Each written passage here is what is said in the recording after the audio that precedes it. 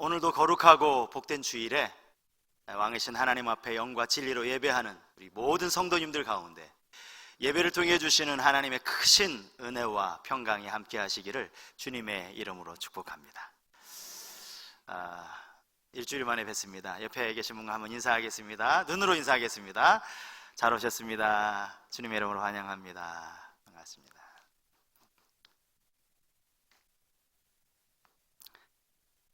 요한복음 8장은 가늠하다가 현장에서 붙잡힌 여인을 어떻게 처리해야 하는가, 이 문제를 가지고 서기관들과 바리새인들이 예수님과 대화를 나누는 장면을 기록하고 있습니다. 이때 시간을 보니까 새롭게 하루가 시작되는 아침 시간이었다라고 성경은 말씀하고 있습니다. 예수님은 아침에 성전에 들어가셨고요, 백성들은 예수님 앞으로 나왔습니다. 그분의 말씀을 듣기 위함이었고 그분의 가르침을 받기 위함이었습니다. 이제 예수님의 가르침이 시작이 됩니다.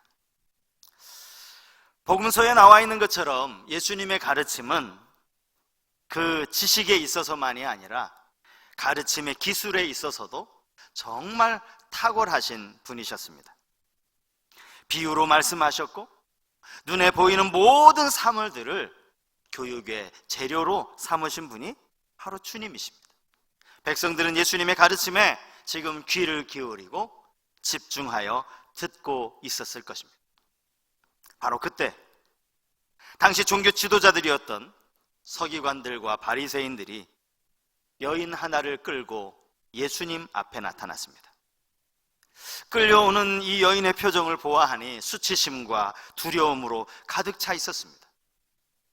이 여인은 거기 모여있는 사람들을 뚫고 회중 한가운데에 세워졌습니다. 여자를 끌고 온 사람 중에 한 사람이 예수님께 이렇게 말합니다. 선생님, 이 여자를 간음하는 현장에서 잡아왔습니다. 아시는 것처럼 모세의 율법에는 이런 여자를 돌로 치라고 되어 있습니다. 선생님은 뭐라고 하시겠습니까? 이 질문을 받으신 예수님은 대답 대신 몸을 굽히시더니 손가락으로 땅에 무언가를 쓰기 시작하셨습니다. 그들의 재촉이 계속되었습니다. 그러자 예수님은 일어서시더니 이렇게 말씀하십니다. 너희 중에 죄 없는 자가 먼저 돌로 치라. 이 말씀을 하시고는 다시 몸을 굽히시고 아까와 똑같이 땅에 글씨를 쓰셨습니다. 사람들 사이에서 웅성거리는 소리가 들려오기 시작했습니다. 그러더니 한 사람씩 슬그머니 그 자리를 피하기 시작했습니다. 시간이 어느 정도 지났을까요? 이제 그 자리에 남아있는 사람은 이 여자와 예수님 단 둘뿐이었습니다. 바리새인도 서기관들도 성전에 모여서 예수님의 말씀을 듣던 사람들도 아무도 남아있지 않았습니다. 한두 마디 예수님과 이 여인과의 대화가 이어집니다. 그리고는 마지막에 예수님께서 여인에게 이렇게 말씀하십니다. 나도 너를 정죄하지 않겠다. 내 갈 길을 가거라. 이제부터는 죄를 짓지 마라. 오늘 본문은 두 가지 관점에서 우리가 함께 생각해 볼 수 있습니다. 그 첫 번째 관점은 바리새인과 서기관들의 함정이라는 관점입니다. 간음한 여인에게 어떤 형벌이 내려져야 하는지는 율법에 정통한 그들이 더 잘 알고 있었을 것입니다. 그들은 이미 예수님 앞에서 모세 율법에는 이러한 여자를 돌로 치라고 되어 있다라는 사실을 이야기했습니다. 이것은 신명기 22장 22절 이하에 나오는 말씀입니다. 어떤 남자가 유부녀와 동침한 것이 드러나거든 그 동침한 남자와 그 여자를 둘 다 죽여 이스라엘 중에 악을 제할지니라. 처녀인 여자가 남자와 약혼한 후에 어떤 남자가 그를 성읍 중에서 만나 동침하면 너희는 그들을 둘 다 성읍 문으로 끌어내고 그들을 돌로 쳐 죽일지니 그 처녀는 성 안에 있으면서도 소리 지르지 아니하였으며 그 남자는 그 이웃의 아내를 욕보였음이라. 너는 이같이 하여 너희 가운데서 악을 제할지니라. 이와 똑같은 규정이 레위기 20장에서도 기록되어져 있습니다. 이 두 말씀에서 공통적으로 말씀하고 있는 것이 있습니다. 여자 한 사람만 처벌을 받을 것이 아니라 남자와 여자 둘 다 돌에 맞아 죽도록 그렇게 처벌하도록 되어 있다는 점입니다. 그들은 분명히 이 여자가 현장에서 붙잡혔다라고 말했습니다. 그곳에 남자와 여자 두 사람이 함께 있었다는 의미입니다. 그런데 남자는 어디로 갔는지 여자만 끌려왔습니다. 그 자리에 함께 있었고 함께 붙잡혀 와야 하는 남자에 대해서는 아무런 언급이 없습니다. 뭔가 이상한 부분 아닙니까? 게다가 예수님은 이 여인에 대해서 어떠한 판결도 내릴 만한 위치에 계시지 않았습니다. 그들 입장에서 볼 때 그러했다라는 겁니다. 이미 율법이 그에 대한 판결문을 가지고 있기 때문입니다. 그들이 이 여자를 끌고 성전 안에 계신 예수님에게로 찾아온 것은 예수님, 이 여자를 어떻게 할까요? 이 여자에 대한 판결을 내려달라는 것이 아니었습니다. 모세 율법에 따라 그냥 형을 집행하면 되는 일인데 왜 굳이 예수님 앞으로 데리고 나온 것일까요? 그 이유가 무엇입니까? 선생의 생각, 예수님의 말을 듣고 싶다는 거예요. 선생은 어떻게 말하겠습니까? 이것이 바로 함정이라고 말할 수 있는 두 번째 이유입니다. 이 함정은 딜레마와도 같은 함정입니다. 가부간에 뭐라고 말씀을 하시든 걸림이 되고 마는 함정이었습니다. 모세의 율법대로 돌로 쳐서 죽이라 라고 말씀하시면 그동안 그렇게 강조하시던 사랑의 계명에 걸리게 되는 겁니다. 마태복음 5장부터가 우리가 잘 아는 산상수훈의 말씀 아닙니까? 마태복음 5장 43절 이하에 보면 주님이 이렇게 말씀하십니다. 또 내 이웃을 사랑하고 내 원수를 미워하라 하였다는 것을 너희가 들었으나 나는 너희에게 이르노니 너희 원수를 사랑하며 너희를 박해하는 자를 위하여 기도하라. 모세의 율법보다 더 중요한 계명이 사랑이다. 주님 그렇게 말씀하시는 겁니다. 범죄한 죄에 대해서 7번 용서하면 되겠느냐고 베드로가 예수님께 물었을 때 그게 아니라고 7번씩 70번이라도 용서하라고 말씀하신 분이 바로 예수님이셨어요. 그런데 간음 한번 저질렀다고 그를 돌로 치라 말씀하신다면 이율 배반의 모습이 아니고 뭐겠습니까? 뿐만 아니라 당시 로마의 지배를 받고 있던 유대인들 입장에서는 살인을 집행할 만한 권한도 주어지지 않았습니다. 그러므로 예수님이 이렇게 말씀하신다는 것은 당시 로마의 정치법을 위반하는 그러한 경우가 되는 셈입니다. 얼마든지 이 일로도 고발당할 수 있는 상황이었다는 겁니다. 그 반대도 마찬가지입니다. 만약에 간음한 이 여인에 대해서 그를 죽이지 말고 살려두라고 이야기하신다면 예수님은 율법을 파기하는 자가 되어버리고 말 것입니다. 당시 유대교 지도자들 모든 유대인들이 가만히 있지 않을 것입니다. 이것이 바로 소위 딜레마라고 말하는 것입니다. 딜레마의 사전적인 정의는 이렇게 되어 있습니다. 선택해야 할 길은 두 가지 중 하나로 정해져 있는데 그 어느 쪽을 선택해도 바람직하지 못한 결과가 나오게 되는 곤란한 상황. 여인을 죽이라고 해도 문제고 살려주라고 해도 문제가 되는 바로 이런 상황입니다. 누가 이런 상황을 만든 겁니까? 당시 종교 지도자들이었던 서기관들과 바리새인들이었습니다.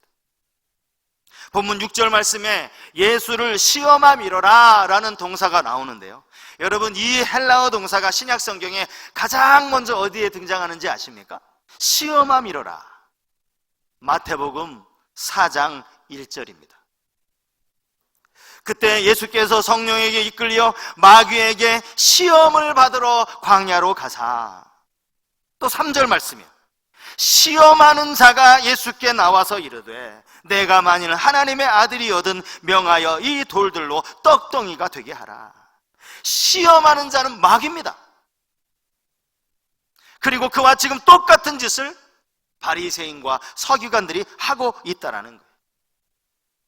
요한복음 7장에 보면요, 이들이 예수님을 잡아오라고 아랫사람을 보내는 장면이 나옵니다.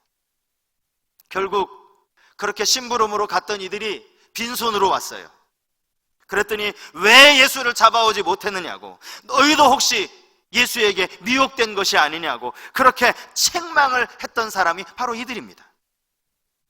이제 이들은 교묘한 방법으로 예수님을 시험하고 있는 겁니다. 마귀가 했던 것처럼 예수님을 지금 함정에 빠뜨리려고 하고 있는 모습입니다. 예수님을 시험한 마귀가 지금은 누구를 시험할까요? 오늘 이 시대에는 누구를 시험하겠습니까? 바로 믿는 우리 모두입니다.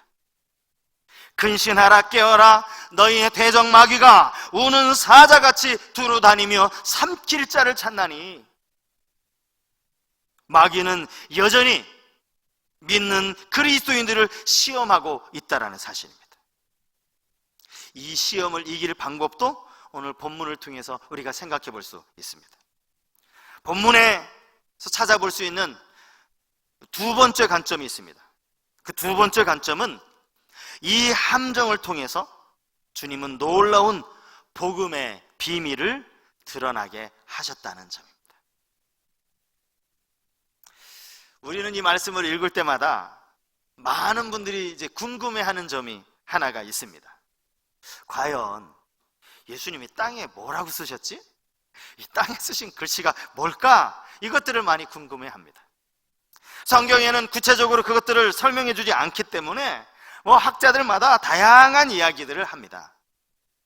사람들이 짓는 죄목을 나열하셨을 것이다, 이런 주장도 있어요. 실제로 우리가 보는 이 성경들 가운데 표준 세번역 성경이라고 있어요. 이 표준 세번역 성경으로 오늘 본문을 찾아보면요, 여기 이렇게나 기록되어져 있습니다. 땅에 무엇인가를 쓰셨다라는 이 번역과 함께 고대 다른 사본들에서는 그들 각자의 죄목을 이렇게 기록이 되어져 있다는 거예요. 그러니까 성경에 여러 사본들이 있는데 그 많은 사본들 중에 어떤 사본은 예수님이 지금 땅에 쓰신 것이 그들의 죄목을 쓰셨다는 거예요. 그들이 짓는 죄를 쓰셨다는 겁니다. 또 어떤 학자들은요, 출애굽기 23장 1절 말씀을 쓰셨을 것이다, 이렇게 말하는 학자들도 있습니다. 너는 거짓된 풍설을 퍼뜨리지 말며 악인과 연합하여 위증하는 증인이 되지 말며. 여러분, 9번째 계명, 거짓 증거하지 말라라는 이 계명과 함께 공평하게 말할 것을, 그것을 교훈하는 그런 말씀입니다. 이거 말고도 여러 의견이 있지만 사실 우리 주님이 땅에 도대체 무슨 글씨를 쓰셨는지는 우리는 정확하게 알 수 없습니다. 또 그것을 아는 것이 어쩌면 우리에게 그리 중요하지 않을 수도 있습니다. 왜냐하면 이게 정말 예수님이 중요한 말씀을 땅에 쓰셨다면 예수님이 땅에 쓰시기만 하시지는 않았을 거라는 거죠. 그것을 분명히 말씀으로도 가르치셨을 것이라는 겁니다. 복음서 저자가 그냥 이렇게 끝내지 않았을 거라는 겁니다. 예수님이 땅에 분명히 뭐라고 쓰셨다는 것을 분명하게 기록해 놓았을 것이기 때문입니다. 예수님이 쓰신 글씨보다 사실은 예수님이 하신 말씀이 더 중요합니다. 본문 11절 말씀인데요, 우리 11절 말씀 다 같이 읽어보시겠습니다. 대답하되 주여 없나이다. 예수께서 이르시되 나도 너를 정죄하지 아니하노니 가서 다시는 죄를 범하지 말라 하시니라. 예수님은 여인에게 두 가지를 말씀하십니다.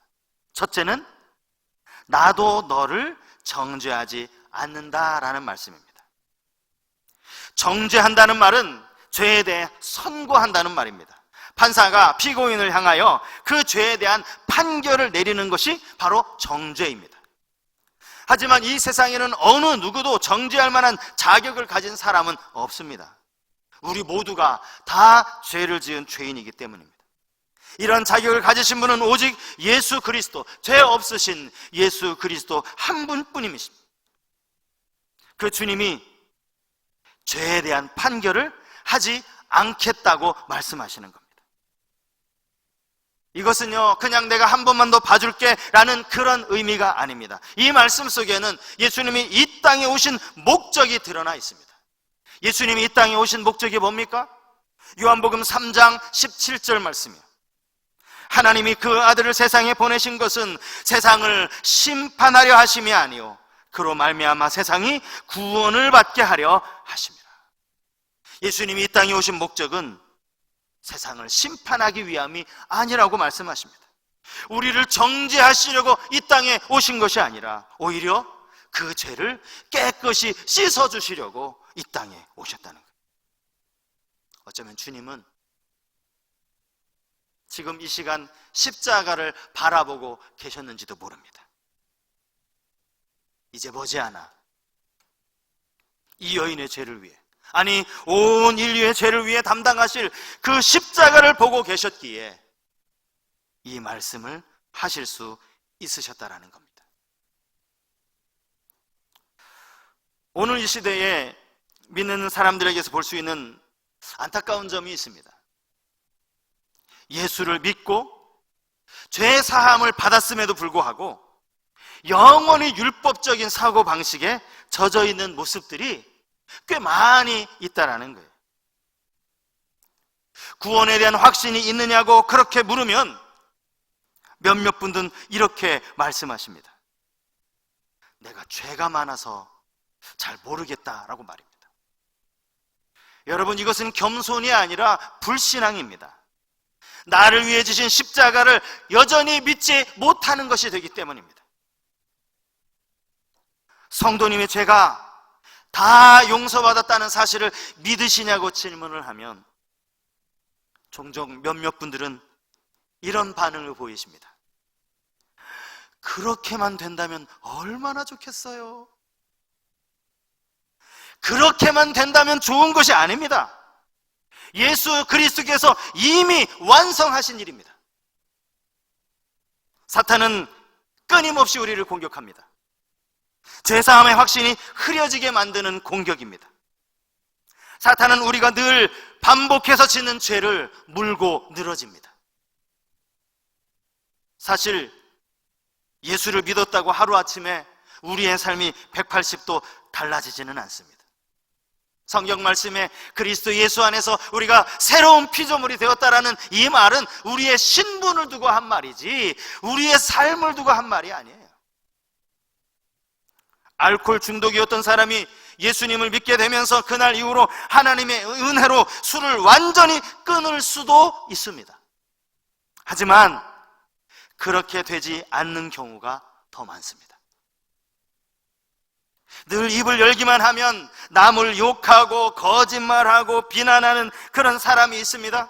그가 복음을 듣고 마음에 예수 그리스도를 영접하였다고 해서 그 입술이 갑자기 천사와 같은 입술이 되느냐? 그렇지 않은 경우가 훨씬 더 많다는 사실입니다. 그러므로 먼저는 구원이 전적인 하나님의 은혜로 주어졌다는 사실을 우리는 명심해야 합니다. 여러분, 오늘 본문에 등장하는 이 간음하다가 잡힌 여인을 보십시오. 본문에는 이 여인이 한 말이 딱 한마디 나옵니다. 한마디. 그게 뭐죠? 주여 없나이다. 너를 정죄한 자가 없느냐라는 예수님의 질문에 이 딱 한마디 대답, 이게 전부입니다. 제가 조금 참았어야 하는데 제가 참지를 못하는 바람에 이렇게 참 부끄러운 죄를 지었다라든지, 그래서 주님께 용서를 구하는 모습, 눈을 씻고 찾아봐도 나오지 않습니다. 앞으로는 다시는 이런 죄를 짓지 않겠더라고 하는 그런 다짐하는 모습, 눈 씻고 찾아봐도 없습니다. 아니요, 어쩌면 그럴 필요조차 없는지도 모릅니다. 율법에 따르면요, 이 여자에게는 앞으로라는 말이 의미가 없거든요. 당장에 돌에 맞아 죽어야 하는데 앞으로가 어디 있습니까? 그는 어떠한 변명도 할 수 없었습니다. 나도 너를 정죄하지 아니하노니. 우리 주님, 아니 우리 예수님만이 하실 수 있는 말씀, 그 말씀을 하셨어요. 그것으로 끝입니다. 정죄를 받지 않으면 그는 결코 죄인이 아닙니다. 죄에 대한 혐의가 발견되고 그로 인해서 재판을 받을 수는 있어요. 그러나 중요한 것은 판사의 마지막 판결입니다. 판사가 피고인에 대해서 무죄를 선고하게 되면 그 이후로부터 그는 죄에서 완전히 자유하게 되는 것입니다. 이것이 바로 로마서 8장 1절 이하의 놀라운 선언 아닙니까? 그러므로 이제 그리스도 예수 안에 있는 자에게는 결코 정죄함이 없나니 이는 그리스도 예수 안에 있는 생명의 성령의 법이 죄와 사망의 법에서 너를 해방하였습니다. 이 놀라운 선언이 예수 그리스도를 통해 우리에게 주어졌습니다. 그러므로 우리가 이 예수 그리스도의 십자가 복음을 믿는다면 우리는 결코 죄인이 아닙니다. 죄의 문제는 우리 주님이 다 해결해 주셨습니다. 죄로 인한 죄책감을 가질 필요도 없고 심판에 대해 두려워하거나 심판을 낙심할 필요도 전혀 없다라는 사실, 이게 바로 복음입니다. 주님이 말씀하신 복음. 하지만 여기서 끝나면 안 되겠죠. 주님의 두 번째 말씀은 이것입니다. 가서 다시는 죄를 범하지 말라. 이것은 한마디로 회개라고 할 수 있습니다. 죄에 대하여 뉘우치고 그리고 그 죄의 길에서 돌이키는 것입니다. 그 죄를 고치는 것입니다. 이제 우리는 그리스도 안에서 의롭게 되었으므로 더 이상 죄의 길에 머뭇거리지 말아야 한다는 겁니다. 다시는 죄의 자리에 앉아있지 말아야 한다는 그런 의미입니다. 예수님이 베데스다 연못가에 누워있는 38년 된 병자를 고쳐주셨죠. 그를 고쳐주시면서 예수님이 이런 말씀을 하시거든요. 요한복음 5장 14절 말씀입니다.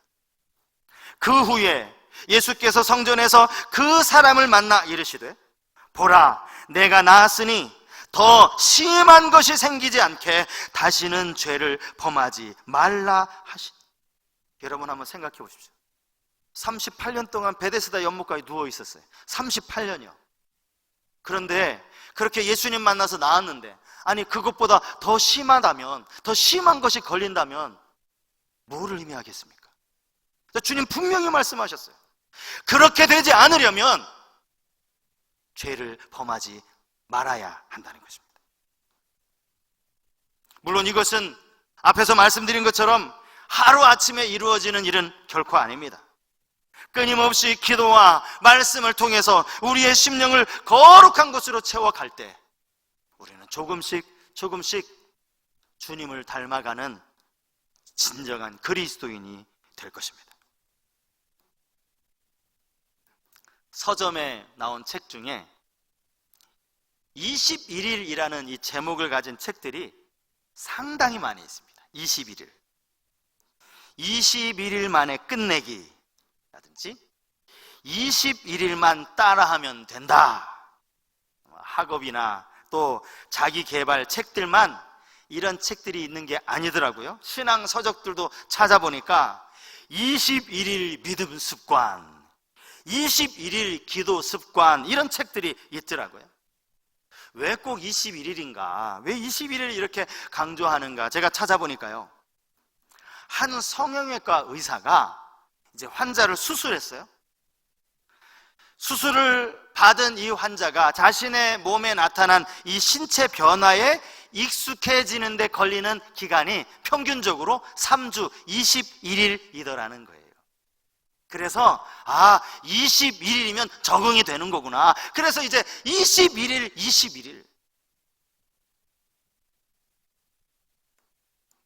21일만 따라하면 된다. 영어, 독해건 또 단어건 21일만 따라하면 된대요. 또 이런 책도 있어요. 공인중개사 21일 합격. 여러분, 21일 만에 공인중개사 시험 준비해서 합격할 수 있으면 얼마나 좋겠습니까? 21일 만에 우리의 영적인 습관이 자리를 잡을 수만 있다면 얼마나 좋겠어요? 여러분, 우리 안에 혹시나 하는 이런 기대감 가지고 이런 비슷한 류의 책을 구입하신 분들이 혹 계시지 않습니까? 하지만 영적인 삶, 내 안에 죄를 벗어버리고 경건으로 나아가는 삶이 21일 안에 이루어지던가요? 가만히 제가 말씀을 준비하며 생각해 보니까 제가 목사 안수 받은 지가 햇수로 21년이 되더라고요. 21일이 아니라 21년이 지났음에도 불구하고 이 경건의 삶이 제게 가장 어려운 숙제인 것 같아요. 30년, 40년 믿음 생활 열심히 기도 생활 오래 하신 분들, 여전히 해결하지 못하는 문제가 바로 이 문제 아닙니까? 그런데 어떻게 21일 만에 이것을 이룰 수 있겠느냐고. 혹 21일 안에 정말 하나님의 기적 같은 은혜로 그것이 이루어졌다 하더라도 여러분, 그게 다시 무너지는데 이틀 걸릴까요? 지금 코로나로 인해서 정상적으로 예배하지 못하고 정상적으로 교회에 못 나오시는 분들의 고민이 분명히 이런 고민일 거라고 생각합니다. 그러므로 여러분, 우리는 이렇게 살아서는 안 됩니다. 끊임없이 말씀과 씨름해야 합니다. 바울의 고백처럼 나는 날마다 죽노라, 나 자신을 십자가 앞에 날마다 못 박아야 합니다. 우리를 빠뜨리려는 함정은 지금도 여전히 우리 주위에 존재합니다. 우는 사자처럼. 왜 바울이 하나님의 전신갑주로 무장하라고 말했습니까? 왜 베드로 사도가 근신하라 깨어있으라 왜 이런 권면을 했겠습니까? 우리를 정죄하는 함정에서 복음으로 이겨내실 수 있기를 바랍니다. 우리 귓가에 자꾸만 죄책감이 찾아올 때에 나도 너를 정죄하지 아니하노라. 이 여인이 한 거 아무것도 없다라고 말씀드렸죠. 그냥 주님이 이 말씀하신 거예요. 이 선언하신 거예요. 죄의 유혹이 우리의 삶 가운데 밀려올 때마다 가서 다시는 죄를 범하지 말라. 이 주님의 음성이 우리 귓가에 들려올 수 있기를 바랍니다. 날마다 말씀과 기도로 무장하여서 죄의 유혹으로부터 승리하는 우리 모든 성도님들이 되실 수 있기를 주님의 이름으로 축복합니다. 말씀을 생각하면서 우리 함께 이 찬양 같이 부르겠습니다. 십자가 그 사랑 멀리 떠나서.